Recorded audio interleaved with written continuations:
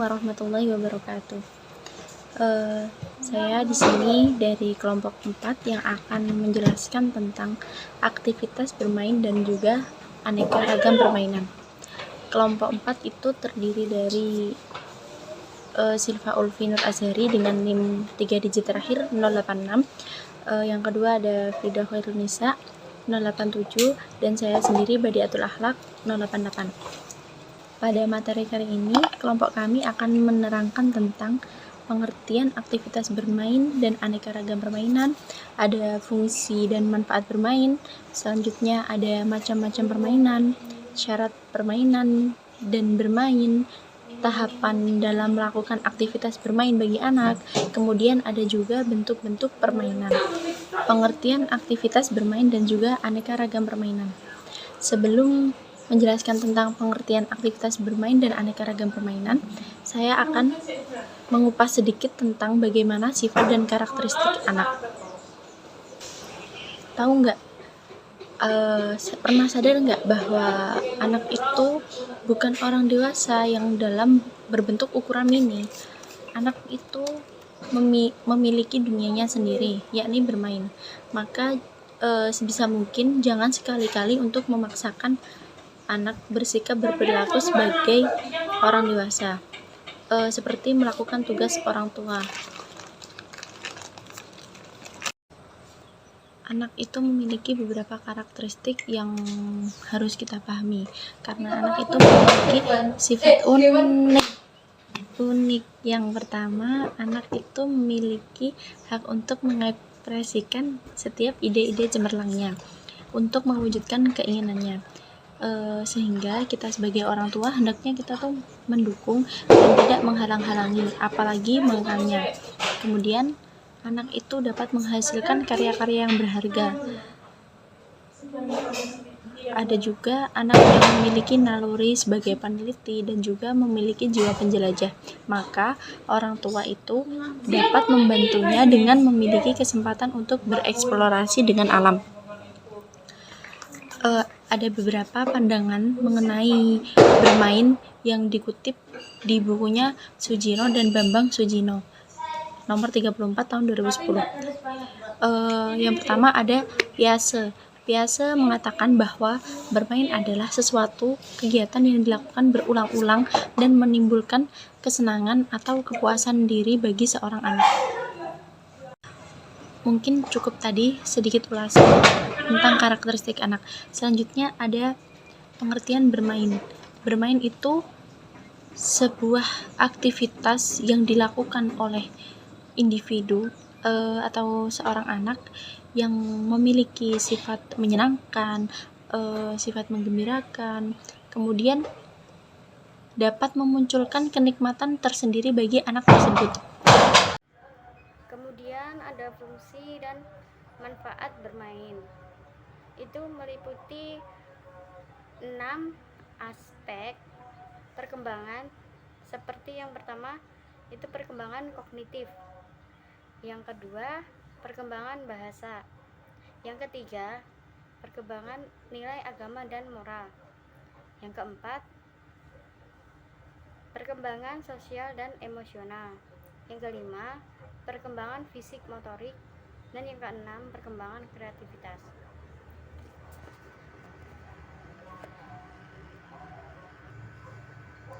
Yang pertama itu perkembangan kognitif. Anak bermain dengan belajar berbagai konsep, mulai dari bentuk, warna, jumlah, ukuran, dan lain sebagainya. Yang kedua, perkembangan bahasa. Anak belajar untuk memperkaya kata untuk bisa dapat berbicara di depan kelas atau berkomunikasi di depan kelas. Yang ketiga, perkembangan nilai agama dan moral. Anak belajar untuk bersikap jujur, terus menerima kekalahan anak itu sendiri, dan bisa menjadi pemimpin yang baik di masa depan. Dan yang selanjutnya, yang keempat, itu perkembangan sosial dan emosional. Di sini anak belajar mengenai membina hubungan dengan sesama temannya. Jadi dengan belajar sosial emosional, anak akan bisa mengendalikan hubungan dengan teman sebayanya. Nah, yang kelima itu perkembangan fisik atau fisik motorik. Ini anak akan berlatih untuk menggerakkan seluruh tubuhnya atau disebut dengan motorik kasar. Nah, contohnya adalah bermain bola, bermain raket atau badminton, terus lompat tali. Nah, selain itu, di perkembangan fisik motorik ini ada yang namanya motorik halus. Nah, motorik halus ini adalah menggerakkan satu bagian dari anggota tubuh kita, yaitu contohnya adalah menulis, menggambar, mewarnai, dan lain-lain. Nah, yang terakhir itu yang keenam, perkembangan kreativitas. Di sini anak belajar memperkarya imajinasinya dengan sebisanya, dan anak ini dibebaskan untuk berimajinasi dengan apa yang dia bisa. Nah, ini untuk melatih kemampuan untuk berpikir dan melatih untuk mengembangkan idenya untuk bisa maju dalam berimajinasi. Kemudian tahapan dalam melakukan aktivitas bermain. Anak usia dini mengalami suatu proses atau tahapan dalam melakukan aktivitas bermain. Yang pertama adalah unokopit atau tidak menetap. Yang kedua adalah onlooker atau penonton atau juga pengamat. Yang ketiga, solitary independent play atau bermain sendiri. Yang keempat itu parallel activity atau kegiatan paralel. Yang kelima, associative play atau bermain dengan teman. Dan yang keenam itu kooperatif or organized supplementary play atau kerjasama dalam bermain atau dengan aturan. Nah, di sini yang pertama itu tidak menetap. Tidak menetap itu maksudnya si anak hanya melihat anak lain itu bermain, tetapi anak tersebut tidak mengikuti untuk bermain. Jadi cuma melihat anak lain bermain seperti itu. Nah, yang kedua itu penonton atau pengamat. Nah, yang kedua ini maksudnya anak ini belum terlibat dalam permainan, tetapi cuma melihat anak lain bermain. Nah, anak tersebut kepo gitu, kepo dengan anak yang melakukan bermain. Jadi hanya bertanya dalam hati, itu apa ya permainannya, kayaknya seru gitu, tapi belum mengikuti permainan yang dimainkan anak lain. Nah, yang ketiga, bermain sendiri. Di sini anak hanya bermain dengan permainannya sendiri. Walaupun ada temannya yang lain itu bermain, itu dia cuma tanya gitu, cuma menanyakan hal yang bukan di permainannya, tetapi dia tetap memainkan permainannya sendiri, bukan pinjam dari temannya. Nah, yang keempat itu kegiatan paralel. Nah, di sini anak bermain dengan teman yang lain. Nah, tetapi anak itu tidak ingin berinteraksi dengan atau tidak ingin berbicara dengan teman yang diajak bermain tersebut. Dia cuma memainkan mainan yang ada di dekatnya, tetapi tidak ingin menanyakan suatu hal dengan temannya. Jadi cuma bermain sendiri gitu, tapi terjadi dengan dua orang. Nah, yang selanjutnya itu yang kelima, itu bermain dengan teman. Di sini anak sudah saling berbicara dan saling mengingatkan temannya untuk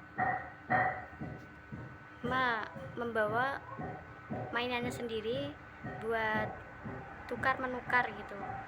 Jadi bermainnya itu dengan saling tukar menukar. Nah, itu pasti akan terjadi interaksi antara anak yang satu dengan anak yang lain. Contohnya, anak yang satu itu membawa bola dan anak yang satunya membawa mobil-mobilan. Anak satu ingin bermain mobil-mobilan dan anak yang kedua sebaliknya. Nah, itu anak langsung berkomunikasi atau berbicara dengan temannya, aku mau pinjam ya, oh iya silakan, ini kamu main ini ya gitu. Nah, yang keenam itu adalah kerjasama dalam bermain atau dengan aturan. Nah, di sini itu sama dengan kayak kita bermain drama. Nah, kalau kita bermain drama seperti adik dan kakak gitu ya, itu si kakak pasti akan selalu menjaga adiknya. Nah, di sini anak sudah mulai mengerti peran dari apa yang dilakukan di kegiatannya. Nah, ini anak sudah mulai mengerti peran dan sudah melakukan permainannya dengan anak-anak yang banyak gitu. Jadi organized suplement play, sudah ada interaksi dan sudah mengerti perannya masing-masing. Nah, yang kemudian itu berdasarkan cara bermainnya, macam-macam permainan pada anak usia dini dapat dibagi menjadi ke dalam dua macam permainan. Yang pertama itu permainan aktif dan yang kedua permainan pasif. Nah, yang pertama kedua ini itu sama dengan melatih motorik kasar dan motorik halus. Nah, di sini permainan aktif ini itu melibatkan motorik kasar atau seluruh tubuh untuk bergerak. Jadi itu contoh permainannya adalah bermain bola, bermain basket, bermain raket atau badminton ya, dan lompat tali. Nah, kalau yang kedua ini itu permainan pasif. Nah, permainan pasif ini itu hanya melibatkan satu anggota tubuh atau disebut dengan motorik halus. Nah, contoh dari permainan pasif ini adalah dia cuma ingin menggambar, menulis. Nah, menggambar ini juga termasuk dalam permainan pasif karena hanya menggerakkan satu anggota tubuh si anak. Selain itu juga melukis, mewarnai, dan yang lain-lainnya. Kemudian syarat bermain dan permainan. Nah, ini akan dijelaskan oleh Mbak Frida. Silahkan Mbak Frida. Syarat-syarat bermain dan permainan bagi anak usia dini. Dalam merancang dan melaksanakan suatu permainan bagi anak, seorang pendidik atau orang tua harus memperhatikan beberapa syarat-syarat penting agar bermain dan permainan tersebut memberikan manfaat yang maksimal bagi perkembangan anak usia dini. Adapun syarat bermain dan permainan untuk anak usia dini yaitu: A. Waktu bermain. Anak harus memiliki waktu yang syarat-syarat bermain dan permainan bagi anak usia dini. Dalam merancang dan melaksanakan. B. Peralatan bermain. Jenis alat permainan harus disesuaikan dengan usia anak dan taraf perkembangannya. Alat permainan hendaknya memenuhi kriteria sebagai berikut: aman bagi anak, berfungsi mengembangkan seluruh aspek perkembangan anak, dapat dimainkan secara bervariasi sesuai kemampuan anak, mudah didapat dan dekat dengan lingkungan anak, menarik dari segi warna dan bentuk atau suara. Alat permainan tahan lama, diterima oleh semua budaya, serta memiliki ukuran, bentuk, dan warna sesuai usia anak dan taraf perkembangannya. C. Teman bermain. Anak harus merasa yakin bahwa ia mempunyai teman bermain jika ia memerlukan.